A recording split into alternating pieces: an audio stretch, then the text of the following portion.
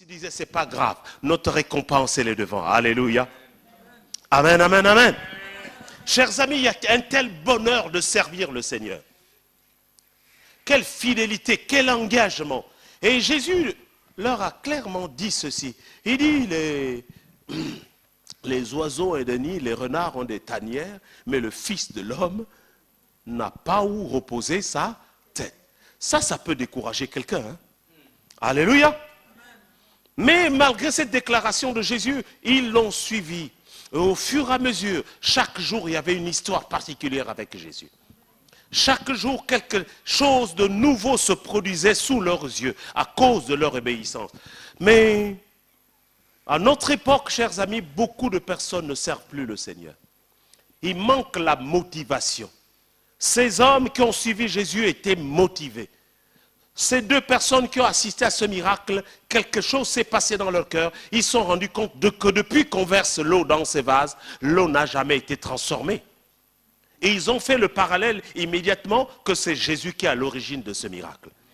Le Seigneur veut faire beaucoup de choses avec toi, mais pourvu que tu te mettes un peu au service. Alléluia. Si tu ne te mets pas au service, il y a certaines choses auxquelles tu n'auras jamais droit. Ce que les apôtres ont vu, ils ont vu des choses que ceux qui étaient à la même époque en Israël n'ont jamais vues.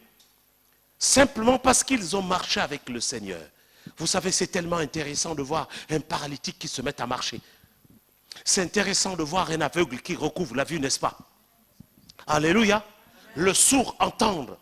Mais il y avait une certaine ambiance, une certaine joie, que pour eux, ce n'était pas une punition de servir le Seigneur. Alléluia. Dis à ton voisin, ce n'est pas une punition de servir Dieu. Alléluia. C'est un privilège de servir Dieu. C'est un honneur de servir Dieu. Alléluia. Il y a une joie dans le service. Il y a une telle paix de servir le Seigneur. Et autre chose, je vais peut-être vous donner des éléments qui vont vous donner cette envie que moi j'ai de servir Dieu. Peut-être je vais vous transmettre un peu de ce que j'ai. Vous savez, j'ai parlé hier d'un homme, le centenier. Cet homme vient voir Jésus pour lui parler de son serviteur qui était malade. Et Jésus propose même au centenier qu'il va aller avec lui à la maison. Écoutez la réponse du centenier. Il dit non, je ne suis pas digne de te recevoir chez moi là-bas. Dis seulement un mot là, et mon serviteur sera. Alléluia. Petite question, pourquoi cet homme fait tout pour rencontrer Jésus au sujet de son serviteur? Ce n'est pas son fils, amen. Ce n'est pas son enfant. Mais pourquoi un tel empressement? Pourquoi un tel engagement à chercher Jésus pour parler du problème de son serviteur? Je pense qu'il y avait quelque chose de particulier entre ce centenier et son serviteur. Alléluia. Il se souvenait des loyaux services que cet homme lui a rendus. Il dit, dans cet état, je ne peux plus bénéficier de tout le service que cet homme me rendait à l'époque. Dieu, si tu fais quelque chose pour cet homme, il sera encore opérationnel à nouveau. Alléluia. Là, il s'agit du centenier qui prend soin de son serviteur et qui revendique la guérison pour son serviteur. Maintenant, imagine un instant, soit peu, être serviteur du Dieu vivant. Alléluia. Ne te prendra-t-il pas soin de toi?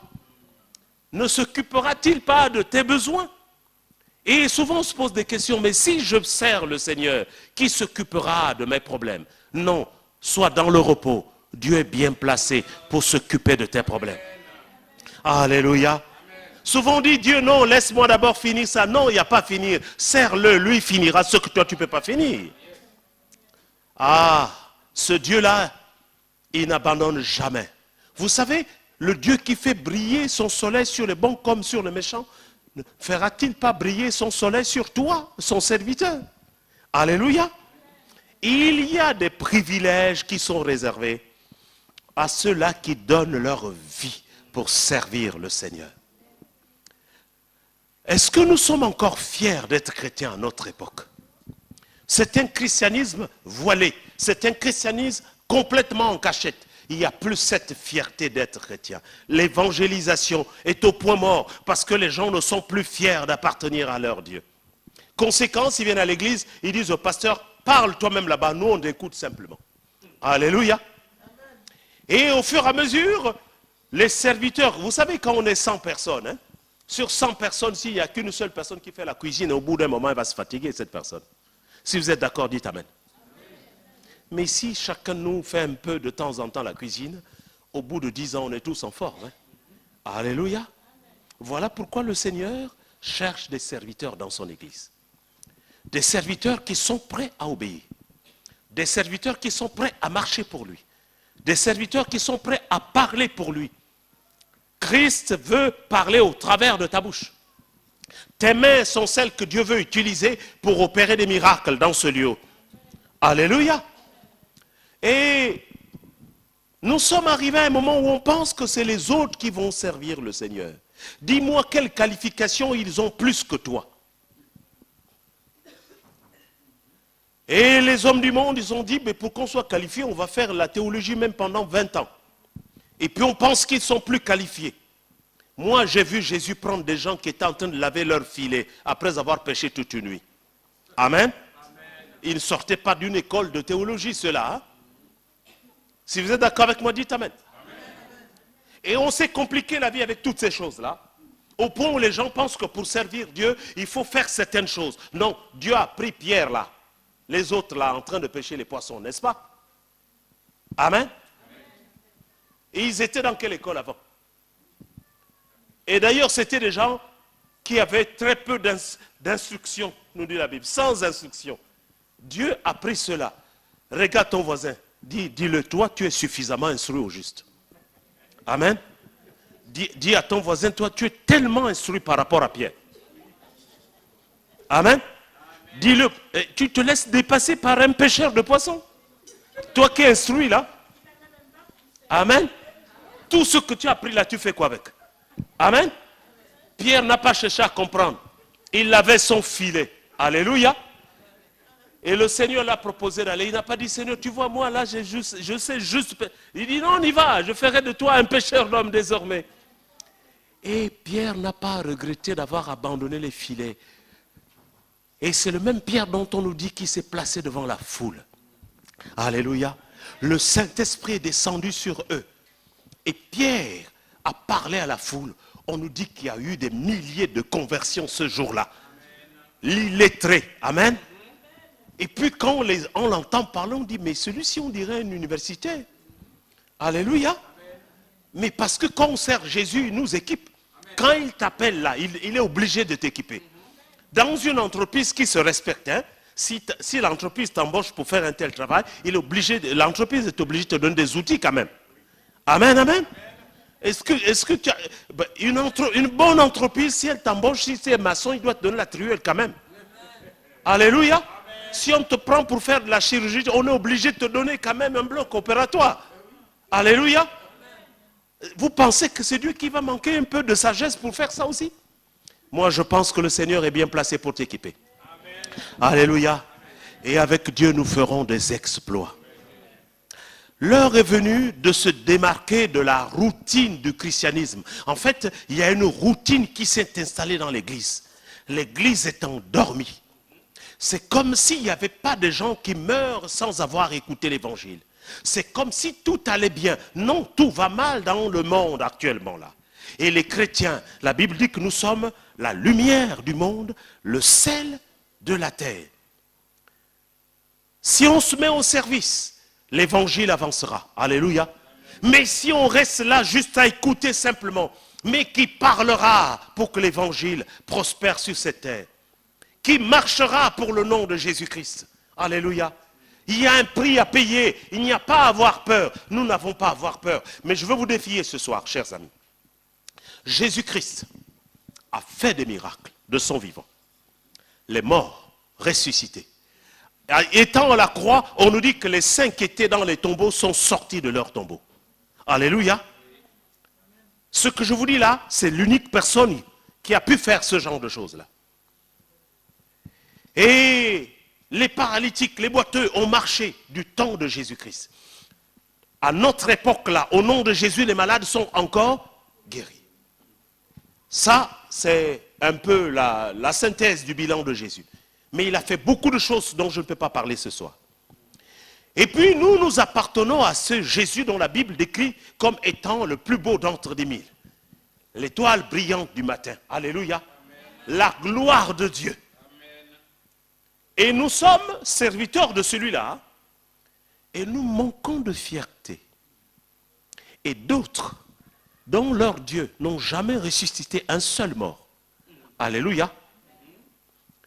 Leurs dieux n'ont pas pu ressusciter un seul canard. Ou un seul mouton. Alléluia. Et eux, ils sont fiers de faire du tapage sur cette terre. Vous ne trouvez pas qu'il y a un problème là?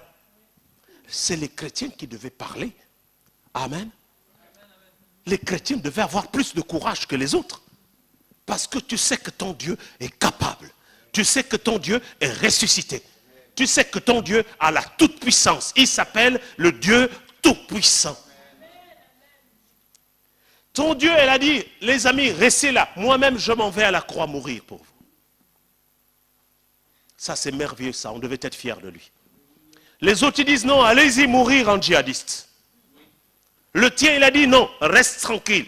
Moi-même, je m'en vais à la croix. Ça, c'est merveilleux de savoir qu'on devait être fiers d'appartenir à un tel Dieu quand même. Alléluia.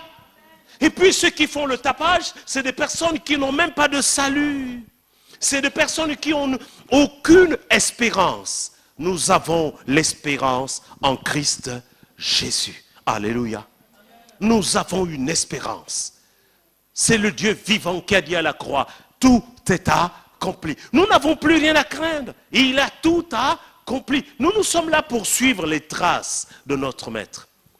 Il a tracé un chemin. Nous devons marcher par ce chemin-là. Et je pense que le service dans la maison de Dieu n'est pas une perte de temps. Alléluia.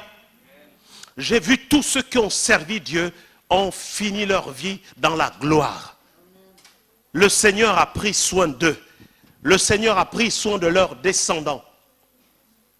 Je me souviens de mon papa qui a servi Dieu.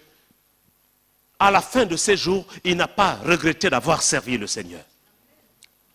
Beaucoup ont servi d'autres dieux et ils sont morts dans le regret, avec beaucoup de regrets. Mais servir le Seigneur, tous ceux qui l'ont servi, lorsqu'ils quittent la terre là, c'est avec une grande joie. Alléluia. Alléluia. Prenons ce courage de rentrer dans le service. En fait, qu'est-ce qui nous empêche de servir le Seigneur? On va apporter une réponse à cela, un peu ce soir. Quand on ne sert pas le Seigneur, c'est qu'on est en train de servir d'autres systèmes qui nous ont tellement engloutis qu'on n'a plus la force de servir le Seigneur. Quand on n'arrive pas à servir le Seigneur, c'est qu'il y a d'autres choses dont nous sommes devenus des esclaves. Or, aussi longtemps que l'héritier est esclave, est enfant, il ne diffère en rien d'un esclave.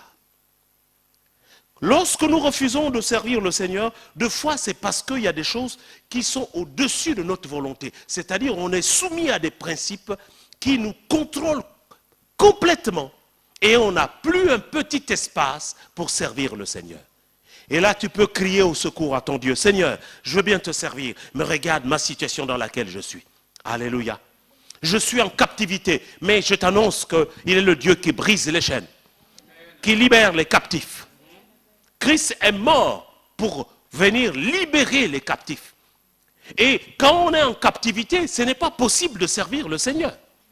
Alors, lorsqu'on vient à lui, on vient à lui, il brise les chaînes pour qu'on soit libre. Alléluia. Beaucoup de chrétiens sont tenus en laisse par leur passé. Quand ils veulent avancer un peu, allez, on tire la corde. Reviens ici. Lorsqu'ils veulent poser un acte dans l'église, allez, on tire la corde, un peu comme les chiens tenus en laisse, comme ça.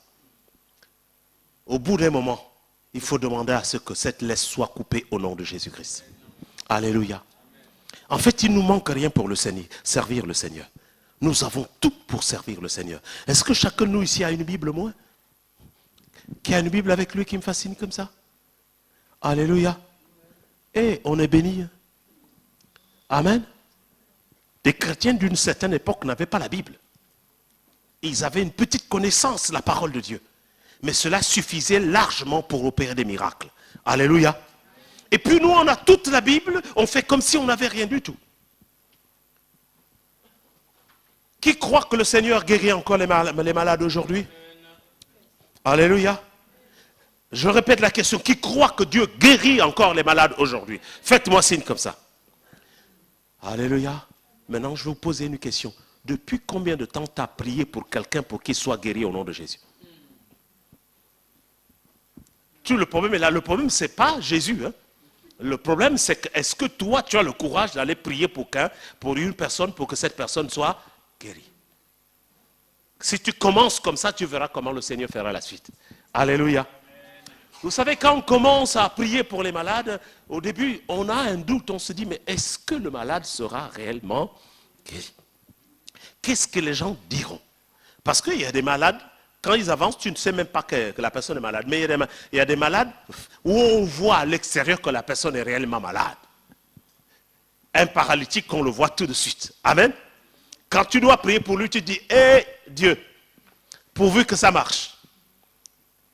Mais le chrétien, c'est quelqu'un qui ne marche pas par la vue, il marche par la foi. Nous croyons que ce que Dieu dit, il l'accomplit toujours.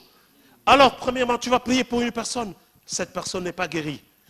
Mais ça ne veut pas dire que Jésus ne guérit pas les malades. Alléluia. Je commence à prier pour une deuxième personne. En fait, il faut prier pour les malades jusqu'à ce que tu vois le premier miracle de guérison. À partir de là, il n'y a plus rien qui va t'arrêter. Parce que tu as la conviction que Dieu guérit encore aujourd'hui. Et ça ne se passe pas seulement dans un autre pays, ça se passe là où tu es. Et de tes propres yeux, tu as vu comment Dieu est capable de guérir. Amen, amen. Si le Seigneur t'a appelé dans son église pour exercer la libéralité, que rien ne t'empêche d'exercer la libéralité. Que le mauvais comportement de certains chrétiens ne te décourage pas. Amen. Il y a des personnes que Dieu a mis dans son église pour bénir son église de toutes les manières possibles. Et de fois, certaines choses peuvent refroidir ces personnes-là. Ne sois pas refroidi au nom de Jésus-Christ. Alléluia. Ce que tu fais, c'est au nom de ton Seigneur que tu le fais. N'attends pas la récompense des hommes. Voici un des points qui nous empêche de servir le Seigneur. C'est parce qu'on comprend que les gens ne sont pas tellement reconnaissants. Alléluia. Ça sert à quoi de passer de nuit à prier pour les personnes? Et ça, les pasteurs, ils en savent quelque chose. Hein? C'est-à-dire, la personne vient dans un état assez compliqué. Et toi, tu prends tout le temps de prier pour cette personne. Et quand elle est complètement restaurée, c'est là qu'elle te dit, pasteur, tu sais, j'avais oublié de te dire, je ne dois pas rester ici, je passe simplement. Alléluia. Et puis là, il y a un autre cas qui se présente encore. Bon, mais toi, tu es serviteur de Dieu, il faut faire quelque chose, quoi. Et quand vraiment tu as mis tout ton cœur, toute ton énergie, toute ta force, et là tu comprends la personne, tu sais, pasteur, vraiment j'ai prié, mais je pense que le Seigneur m'a dit que ce n'est pas ici que je dois rester. Alléluia. Cher ami pasteur, même à la 1000e fois, on va continuer à prier toujours. Alléluia. Parce que ce qui s'est passé dans la vie de cette personne sera une bénédiction pour d'autres personnes ailleurs. Et un jour, cette personne dira, j'étais dans telle église et le Seigneur m'a guéri quand ce pasteur a prié pour moi. Alléluia. Notre récompense, en fait, on ne l'aura pas ici. C'est dans le ciel notre récompense. Pour servir le Seigneur, ne pas s'attendre à la récompense des hommes. Parce que si tu t'attends à la récompense des hommes, tu seras vite satisfait.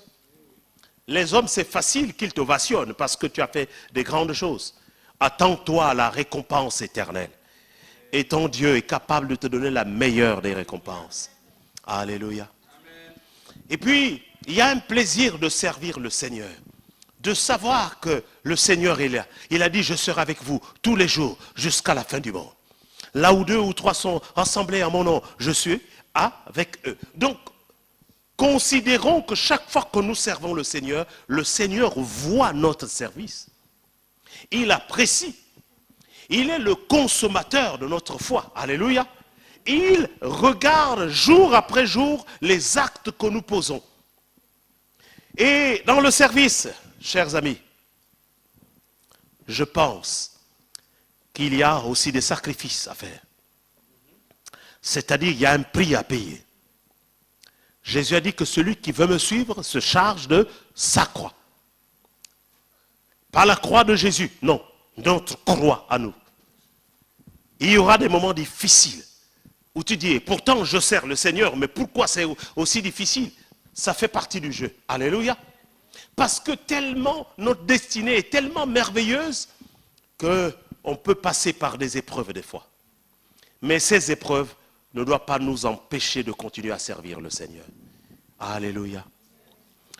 Et pour revenir à notre texte, ces hommes qui ont vu ce que Jésus a fait à partir de l'eau, simplement, ils ont dû se dire, je pense qu'il est capable de faire quelque chose dans notre vie aussi. Celui qui est capable de changer l'eau en vin peut changer notre cœur, peut changer notre vie, peut changer notre destinée. Et toutes les personnes qui ont servi le Seigneur, je pense que leur vie a été à jamais marquée. Alléluia. Ils sont allés jusqu'au bout. Vous savez, nous lisons les évangiles, mais souvent beaucoup de chrétiens ne connaissent pas comment ces hommes qui ont marché avec Jésus ont fini leur vie. Mais ils sont allés jusqu'au bout, malgré le martyre. Ils sont allés jusqu'au bout. Ils ont été vraiment mis en difficulté jusqu'à la fin de leur vie. Pour eux, c'était peu importe, parce que le meilleur était à venir pour eux. Amen. Les difficultés auxquelles nous sommes confrontés ne peuvent pas être comparées à celles que les apôtres ont rencontrées. La plupart ont fini la vie dans des conditions très difficiles. Très difficiles. Mais ces personnes n'ont pas renié le Seigneur. Ils ont su exactement, ils connaissaient en qui ils avaient cru. Alléluia. Pour servir dans l'église, il faut déjà connaître en qui tu as cru. Si tu as cru à un homme, mais cet homme te décevra.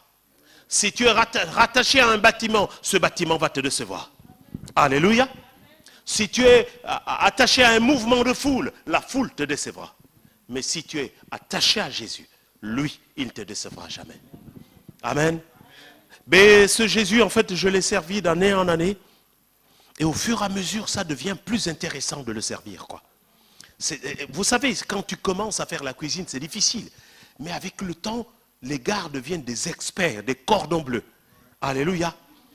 Il y a une fierté, quoi. Tu vois, ce cordon bleu-là, quand il rentre à la cuisine, il sait que l'affaire, ça va marcher, quoi. Amen. Il connaît comment manipuler les outils, quoi, là.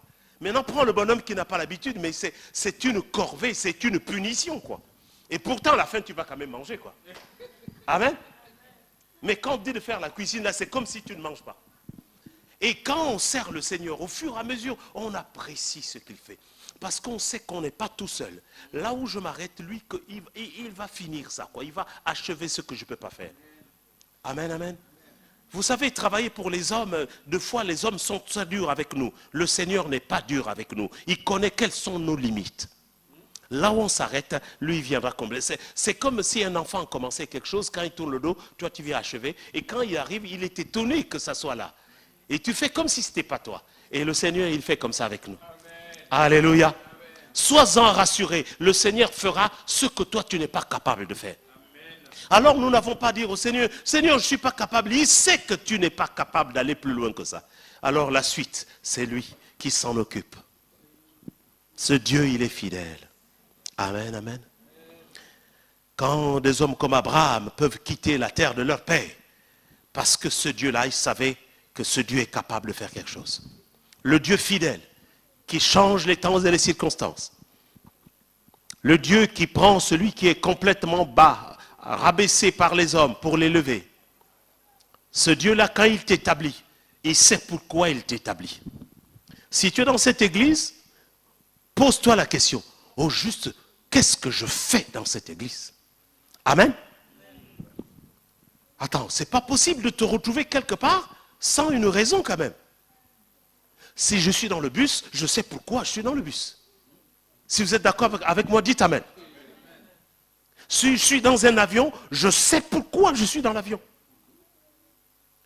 Oh, attends, au minimum, tu sais au moins ta destination quand tu es dans un avion. Hein? C'est le strict minimum quand même. Tu sais que l'avion là, on part à Kinshasa. Amen. On vient te poser la question, tu es dans un avion, parce qu'il y a des avions qui font plusieurs escales. Mais monsieur, vous partez où? Et si tu réponds que tu ne sais pas, tu es presque un terroriste. Amen. Dites Amen. Attends, est-ce que c'est normal que tu poses la question à quelqu'un dans un avion, ou est-ce que vous partez dans quelle est votre destination? Je ne sais pas, mais ça va te faire peur. Hein? Amen. Tu dis peut-être qu'il a une ceinture. Puisqu'il ne sait pas là où il part. Même s'il y a 10 escales, chacun sait là où il doit descendre. Maintenant, je veux te poser la question. Qu'est-ce que tu fais dans cette église? Amen. Parce que dans le bus, tu sais pourquoi tu es dans le bus. Parce qu'il y a une destination précise. Et le Seigneur, pour chacun de ses enfants, il attribue un rôle à chacun de ses enfants. Alléluia. Chacun a un rôle. Chacun reçoit une onction particulière. Dieu dispense des dons à chacun de ses enfants. Mais c'est important quand même. Même dans une famille, le papa veille à ce que chaque enfant ait au moins quelque chose. Hein? Même le père le plus pauvre, chers amis. Il fait tout pour que chaque enfant reçoive un minimum. Attends, l'Éternel les armées va-t-il laisser ses enfants comme ça, oisifs dans l'église? Alors on a le droit de dire, Seigneur, que veux-tu que je fasse dans ton œuvre? Alléluia. Et tu diras, mon fils, ma fille, tu vois, j'attendais simplement que tu me le demandes. Voilà ce que tu dois faire ici. Alléluia. Désormais, tu ne viens plus à l'église comme un visiteur. Attends, est-ce qu'il est normal qu'on soit visiteur dans une église pendant 4 ans? Visiteur. Alléluia. Ça s'appelle des visiteurs professionnels. Amen. Et quand tu quittes là, tu vas encore dans une autre église. Quand on te demande qu'est-ce que tu fais, tu dis je suis visiteur. Amen. Et quand tu as passé 3 ans, tu dis au pasteur, le visiteur est de passage. Bye bye. Et chers amis, tu as une mission spéciale que le Seigneur t'a confiée. Pour cela, il faut arrêter d'être simple visiteur. Alléluia. Dans des entreprises stratégiques, les visiteurs ont le même badge pour qu'on les distingue tout de suite. Alléluia. Et leur temps est limité. Hein? Parce que le milieu, c'est une centrale nucléaire, c'est stratégique. On sait que tu es rentré à telle heure, tu dois sortir à telle heure. Parce qu'on ne veut pas que les choses se promènent un peu n'importe comment dans la centrale. Le Seigneur veut que tu arrêtes le statut de visiteur maintenant, au nom de Jésus-Christ. Alléluia.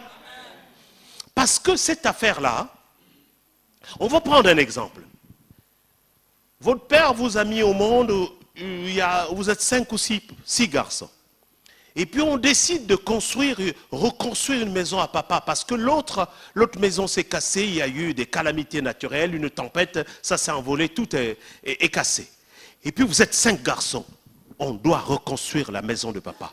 Est-ce qu'il est normal que quand les 4 autres sont en train de construire la maison de papa et toi tu ne fasses rien? Est-ce que c'est vraiment normal là? Il y a une certaine fierté de ne rien faire à ce moment, n'est-ce pas? Dites Amen.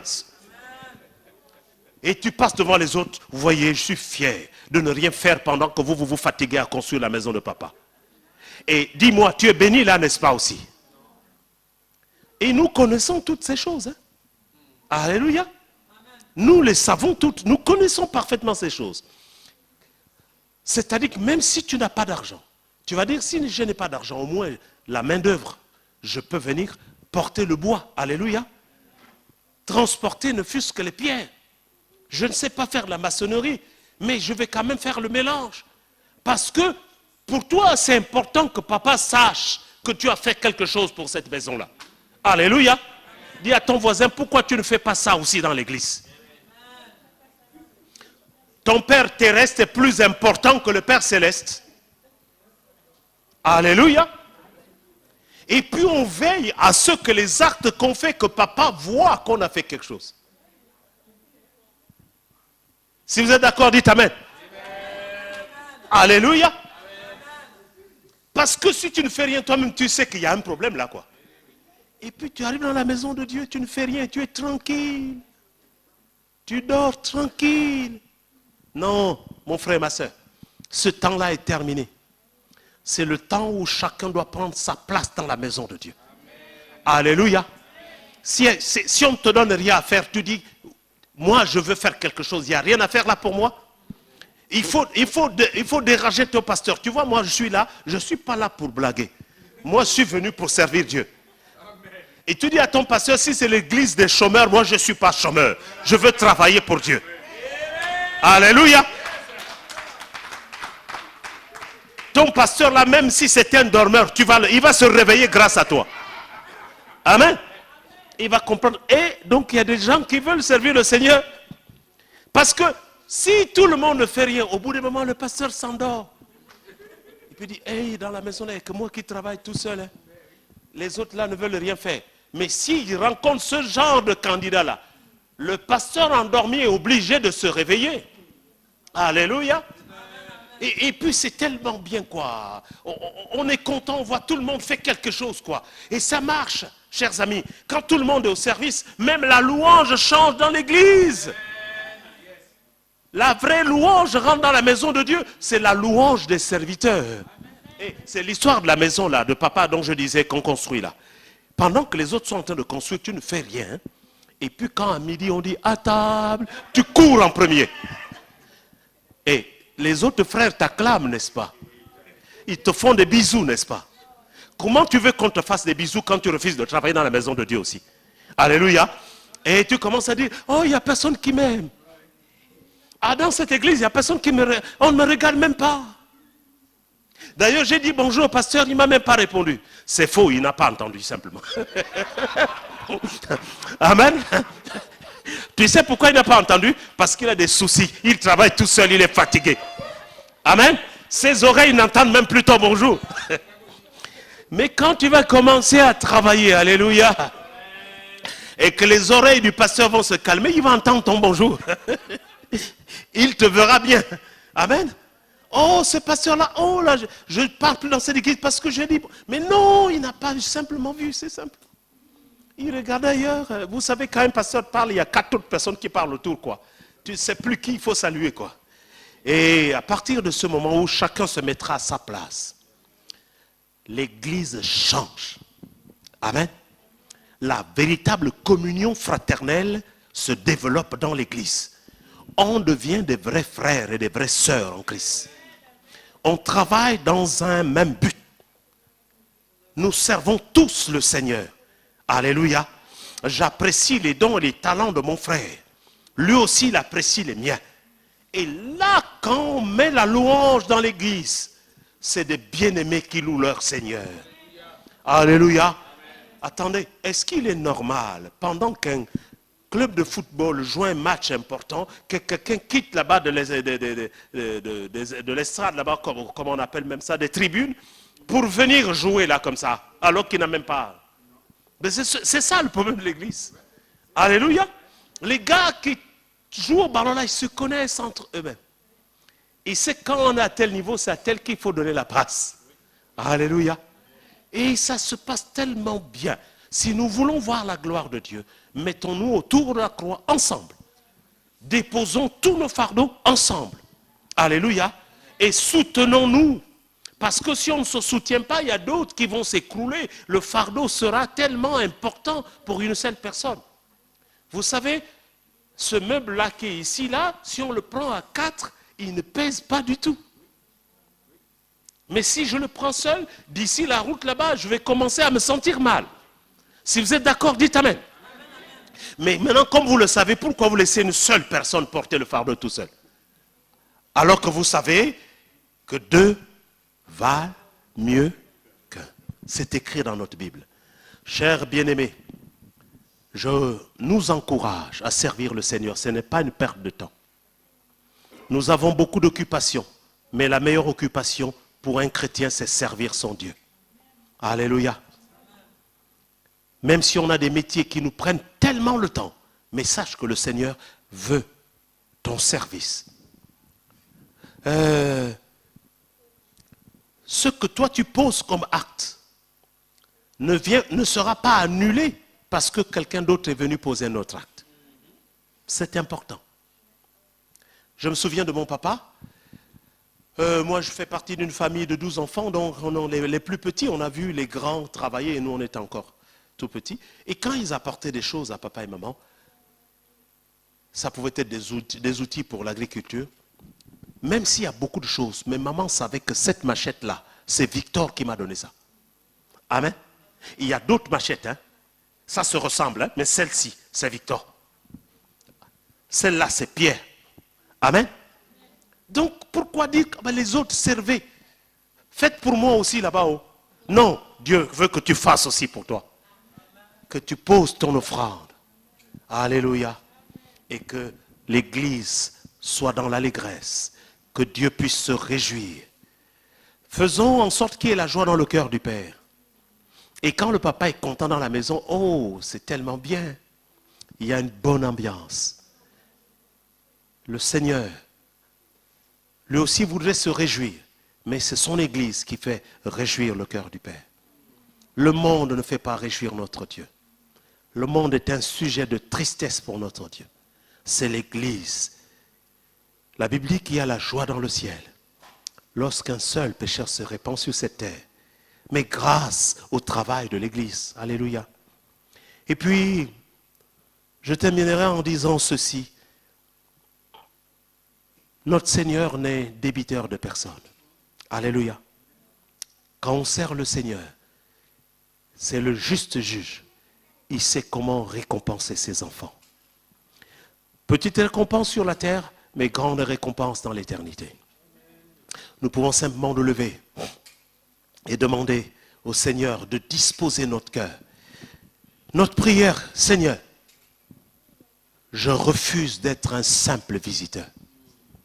Je refuse d'être un spectateur. Fais de moi un acteur dans ton œuvre. Fais de moi un serviteur engagé. Et puis, il y a tellement de talents que tu possèdes qui sont là, qui dorment. Et l'Église a besoin de ça. Et tu possèdes cela. Ces choses dont l'Église a besoin sont entre tes mains. Et toi, tu les mets dans un tiroir. C'est sans importance. Non, c'est important pour ton Dieu. Alléluia. Ce qui semble sans importance pour toi est important aux yeux de ton Dieu. Prions ensemble et le Seigneur est capable d'exaucer nos prières. Merci, grand Dieu de l'univers. Ton nom est au-dessus de tous les noms. Tu mérites notre louange et notre adoration. Tu mérites notre service. Seigneur, tu appelles les hommes et tu les équipes. Seigneur, ce soir, je sais que tu es en train de déverser, Seigneur, des dons et des talents, Seigneur. Tu enlèves la peur et la crainte. Seigneur, ce n'est pas ce que les hommes diront qui compte. Moi, j'attends une parole de ta part. Donne à tes enfants d'être à l'écoute de ce que toi tu dis, Seigneur. Merci, mon Jésus, parce que tu es fidèle dans les moindres détails. Donne-moi aussi d'être fidèle. Toi, tu es allé jusqu'à la croix, mais tu ne me demandes même pas d'aller jusqu'à la croix du calvaire. Alors, Seigneur, je compte sur toi, Seigneur. Glorifie ton Saint-Nom, Jésus. Équipe tes enfants. Équipe ton Église. Réveille les héros qui sont endormis, Seigneur. Réveille tes soldats endormis, Seigneur. Réveille ton Église pour ces temps de la fin, Seigneur. Qu'elle soit une Église militante, Seigneur. Une Église où chacun pose, Seigneur, un acte à la gloire de Dieu. À la gloire de notre Seigneur. Mon Jésus, toi tu es mort à la croix pour moi. Alors Seigneur, tout ce que je ferai ne dépassera jamais tout ce que tu as fait pour moi, Seigneur. Alors j'ai tout intérêt à m'y mettre, Seigneur. À mettre tout mon cœur, Seigneur, à ton service. Merci, Seigneur. Tu étais hésitant, mon frère, ma sœur, de te mettre au service de ton Dieu. Il y a des choses qui t'en empêchaient. Mais ce soir, tu dis oui. Moi, je veux répondre à l'appel de mon Dieu. Moi, je veux m'engager. Pas à moitié, mais avec tout mon être. Si c'est ton cas, mon frère, moi, j'aimerais prier pour toi. Si c'est ton cas, ma sœur, j'aimerais prier pour toi. Parce que finalement, cette église est appelée à grandir. Mais grandir sur quelle base? Il faut qu'il y ait une bonne base. Où le peu que nous sommes, nous nous mettons au service du Dieu Tout-Puissant. Alléluia. Alors, c'est un appel que le Seigneur te lance ce soir. Tu sens que l'heure est venue maintenant de t'engager dans le service. De là où tu es, lève ta main vers le ciel simplement. Alléluia. Merci Seigneur. Seigneur, tu vois ces mains levées. Elles sont tournées, levées vers le ciel, Seigneur. Parce que, Seigneur, c'est du ciel que nous vient le secours. Le secours nous vient de l'Éternel. Seigneur, tu touches la vie de ces hommes et de ces femmes. Lorsque tu appelles, tu équipes. Accorde l'équipement à la hauteur de l'appel, Seigneur, que tu adresses à tes enfants aujourd'hui. Seigneur, merci parce que chacun de nous fera ce qu'il conviendra de faire. Et tu mettras en chacun de nous le vouloir et le faire. Lorsque tu appelles, tu équipes. Équipe, Seigneur, tes ouvriers. Équipe tes enfants. Au nom de Jésus-Christ de Nazareth. Seigneur, je brise toutes ces barrières qui ont jusque-là empêché à tes enfants de marcher à ta suite. Je renverse ces forteresses, Seigneur. C'est toi qui nous donnes la capacité, Seigneur. Que l'onction et la grâce de Dieu te touchent maintenant au nom de Jésus-Christ. Et que ta vie ne soit plus jamais la même. Que de ta bouche sortent des flammes de feu. Et que l'évangile avance dans cette nation. Que de tes mains, Dieu puisse guérir les malades. Que les sourds entendent. Les paralytiques marchent. Les morts ressuscitent. Parce que le Seigneur t'a créé à son image. Ce n'est pas en vain. Parce qu'il est fier de nous. Au nom de Jésus-Christ, reçois cette grâce. Au nom de Jésus-Christ, reçois le courage et la force. Au nom de Jésus-Christ, reçois une oreille attentive. Au nom de Jésus-Christ, reçois un cœur obéissant. Au nom de Jésus-Christ, lève-toi et marche. Le paralytique n'a pas cherché à comprendre. Il s'est levé, il a marché. Pourquoi pas nous? Seigneur, nous voulons marcher pour toi dans cette ville. Nous voulons marcher pour toi dans ce pays. Et le monde verra la gloire de Dieu au travers de nous. Parce que la création attend avec un ardent désir la révélation des fils de Dieu. Alors, vas-y, révéler qu'est Jésus-Christ à ce monde maintenant. Reçois cette onction qui brise le joug. Reçois cette onction qui renverse les forteresses. Reçois cette onction qui brise les chaînes. Plus de peur, plus de crainte. Car tu n'es pas seul. Tu marches avec le Seigneur de gloire. L'étoile brillante du matin. Le lion de la tribu de Juda. Il marche à tes côtés. De qui aurais-je peur si le lion de la tribu de Juda marche à mes côtés? Celui qui a les pieds comme des reins ardents. Les yeux comme des flammes de feu. De qui aurais-je peur s'il marche à mes côtés? Et l'apôtre Paul de dire ceci: ce n'est plus moi qui vis, c'est Christ qui vit en moi. Ce n'est plus moi qui vis, c'est Christ qui vit en moi. Ce n'est plus toi qui vis, c'est Christ qui vit en toi. Alors laisse le Seigneur se manifester au travers de ta personne. Laisse le Seigneur agir au travers de toi. Tu es un canal de bénédiction. Reçois ce que le Seigneur a prévu pour toi. Au nom de Jésus-Christ de Nazareth. Au nom de Jésus-Christ de Nazareth. Alléluia. Rendons grâce au Seigneur. Merci Jésus. Alléluia.